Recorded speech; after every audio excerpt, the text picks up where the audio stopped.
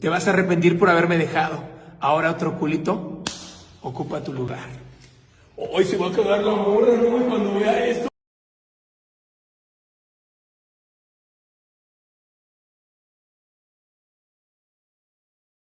Após Jesus ter se erguido dos mortos, 19 discípulos, 12 homens e 7 mulheres, foram para Galiléia, para a montanha que é chamada Divinação e Alegria. Enquanto eles se reuniam, perplexos a respeito da realidade invisível do universo, e o caminho, e a providência divina, e o poder das autoridades do caos, e sobre tudo que o Salvador estava realizando com eles no mistério do plano sagrado, o Salvador apareceu lá para eles. Não em sua forma corpórea anterior, mas no esplendor do Espírito invisível. E ele era como um grande anjo luminescente, indescritível. Nenhuma criatura mortal de carne seria capaz de comportar tal glória, mas apenas um corpo de substância espiritual pura e perfeita, tal como ele nos ensinou no monte chamado das Oliveiras. Ele disse: que a paz esteja com vocês. A minha paz eu vos dou. Eles todos estavam maravilhados e com medo. O Salvador riu e perguntou a eles: sobre o que vocês estão pensando? Vocês estão perplexos. O que vocês estão procurando? Felipe aventurou-se: nós queremos que o Senhor explique sobre a realidade invisível do universo e o caminho. O Salvador respondeu: primeiramente, eu quero que vocês saibam que todos nascidos da terra são igual poeira. Desde a criação deste universo até hoje, embora os homens tenham inquirido sobre Deus, quem Ele é e como Ele é, eles não o encontraram. Os mais sábios especularam sobre a organização do universo e a mecânica de seu movimento, mas seus estudos não alcançaram a verdade. Os filósofos disseram que ocorre de 3 modos diferentes, portanto, não há acordo entre eles. Alguns dizem que o universo é conduzido por si próprio. Outros acreditam que é a providência, que o comanda. Ainda outros acham que é destino. Nenhum destes está sequer próximo da verdade, pois são teorias dos homens. Mas eu sou aquele que veio da luz infinita, e eu o conheço, a luz, e eu estou aqui para falar sobre a natureza precisa da verdade para vocês. Tudo aquilo que é formulado pelo homem é uma obra poluída, é invenção. Se analisarmos, a providência é burra, e o destino é cego. Mas vocês estão tendo a oportunidade de aprender, e quem quer que seja digno da sabedoria irá recebê-la, isto é, quem quer que não tenha sido gerado pela relação carnal impura, mas pelo primeiro que foi enviado, e será como um imortal entre os homens mortais. Mateus disse a ele: Senhor, a verdade é encontrada somente através de ti. Nos ensine então a verdade. O Salvador respondeu: aquele que é fantástico e indescritível. Nenhum dos poderes, autoridades, regentes dos céus, ou qualquer criatura da fundação deste universo até agora o conheceu, exceto ele próprio, e aqueles para os quais ele deseja se revelar. Eu vim daquele que habita com a primeira luz, Armosel, e, de agora em diante, eu sou o grande Salvador. Pois ele é imortal e eterno, ele não nasceu. Todos que nascem, morrem. O não gerado não tem começo. Todos que têm início, têm um fim. Já que ninguém governa sobre ele, ele não tem nome. Porque aquele que tem um nome foi criado por outrem. Ele é, de fato, inominável. Ele não possui um formato humano, porque ele não se assemelha à criação dos arcontes. Ele tem uma aparência própria, diferente desta imagem que vocês receberam e conheceram, pois é uma aparência extraordinária que supera todas as coisas deste universo.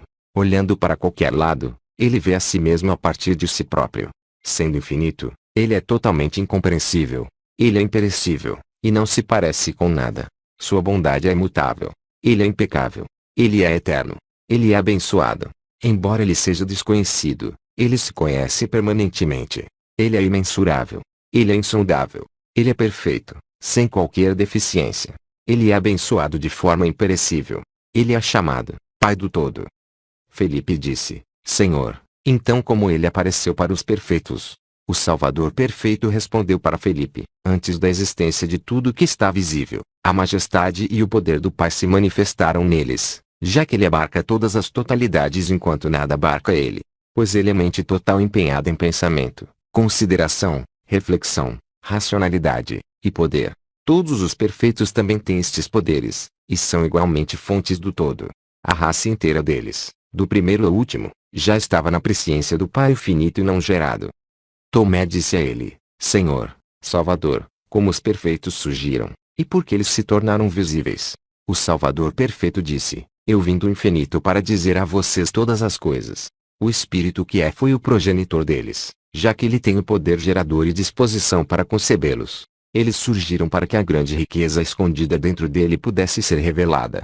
Por conta da sua misericórdia e do seu amor, ele desejou gerar vida de si mesmo para que ele não desfrutasse da sua bondade sozinho, mas para que também outros espíritos da geração inabalável compartilhassem da imperecibilidade da sua graça infinita nos dias eternos. Eles então geraram corpo e fruto, glória e honra, a fim de que este grande tesouro do Deus autogerado fosse conhecido. Ele é o Pai de todos os seres eternos e dos descendentes deles. Porém, eles ainda não haviam sido revelados para o universo visível. Agora, uma grande variedade existe entre os imperecíveis. Então o Salvador exclamou: quem tiver ouvidos para ouvir sobre os seres infinitos, que ouça. E eu estou me dirigindo àqueles que estão despertos. Ele prosseguiu dizendo: todos que nasceram do reino mortal irão perecer, já que eles vieram daquilo que é perecível, mas aqueles que vieram da imperecibilidade não perecerão, e se tornarão imortais. Muitos homens se perderam e morreram porque eles não compreenderam a diferença. Maria disse a ele: Senhor, então, como nós poderemos compreender isso? O Salvador perfeito respondeu: eleve a tua mente até os limites do universo visível, então inicie a tua jornada dentro do reino infinito de luz, e a própria amplitude do pensamento te revelará como a fé no reino invisível pode ser constatada através do domínio visível. Lá estão as coisas que são do Pai não gerado. Quem tiver ouvidos, que ouça.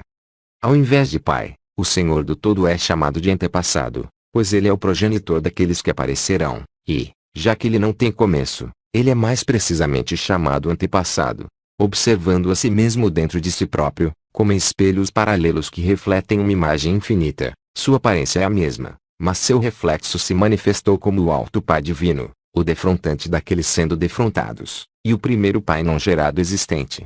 Ele tem a mesma idade da luz diante dele, mas não tem o mesmo poder. E em seguida foi revelada a multidão de seres defrontantes autoexistentes, todos com idade e poder iguais, existindo em glória e sendo inumeráveis. A raça deles é chamada geração sobre a qual não há reino, e vocês são descendentes deles. Eles são também chamados crianças do Pai não gerado, Deus, Salvador, e Filho de Deus, cuja semelhança existe em vocês. Mas ele é o incompreensível, repleto de glória eterna e alegria indescritível. Aqueles que pertencem a ele agora repousam nele e compartilham desta alegria inefável, glória imutável, e júbilo imensurável dele. Até este momento tal coisa nunca tinha sido ouvida nem sabida entre todos os seus do caos e seus mundos. Mateus disse a ele: Senhor, Salvador, como a imagem do homem foi revelada. O Salvador perfeito disse: saiba agora que o Pai autodesenvolvido e autoformado apareceu no infinito antes da existência deste universo. Ele, sendo inefável e repleto de fulgor, decidiu no início que sua imagem se tornaria um grande poder. Imediatamente, a essência daquela imagem revelou-se como o homem andrógeno imortal. Mais tarde, tomando a imagem dele, os regentes do caos criariam o homem mortal. Por meio deste conhecimento a respeito dele, os seres gerados no mundo podem encontrar sua salvação, e despertar do esquecimento. Portanto, o intérprete foi enviado para auxiliá-los, e permanecerá com vocês até o encerramento da pobreza causada pelos ladrões. A cônjuge do homem imortal é a grande Sofia, designada para a união com ele pelo Pai autogerado. Dessa união surgiram divindade e reino, e também o Filho primogênito, para a glória do Pai, que é chamado Homem, Alto Pai. E ele criou um grande Ion eterno, cujo nome é Ogdod, 8 graus céu, para sua própria majestade. Foi-lhe dada a grande autoridade para governar nos reinos inefáveis que estão acima do universo da pobreza. A partir daquela luz, e com auxílio do espírito 3 vezes masculino, que é aquele da Sofia, sua cônjuge, ele criou deuses e anjos, e arcanjos, multidões inumeráveis, para serem sua comitiva.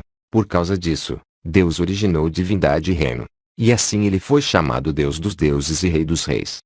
O primeiro homem tem sua mente interior singular, assim como pensamento, proteinoia, pois ele é consciência, e pensamento, reflexão, racionalidade e poder. Todas as qualidades que os seres eternos possuem são perfeitas. Com relação à imperecibilidade, eles são de fato todos iguais. Mas com relação ao poder eles são distintos, como na diferença entre o Pai e o Filho e pensamento e os restantes. Como eu disse anteriormente, dentre todas as coisas que foram criadas na eternidade, a união é a primeira. Após isto, tudo mais que foi revelado apareceu do poder do primeiro homem. E do que foi criado, tudo que foi elaborado apareceu, Do que foi elaborado veio o que foi formado, do que foi formado veio o que foi nomeado. Esta é a diferença entre os não gerados, do primeiro ao último. Bartolomeu foi o próximo a perguntar, no Evangelho, um é designado homem e também filho do homem. Com qual destes o Filho de Deus é associado?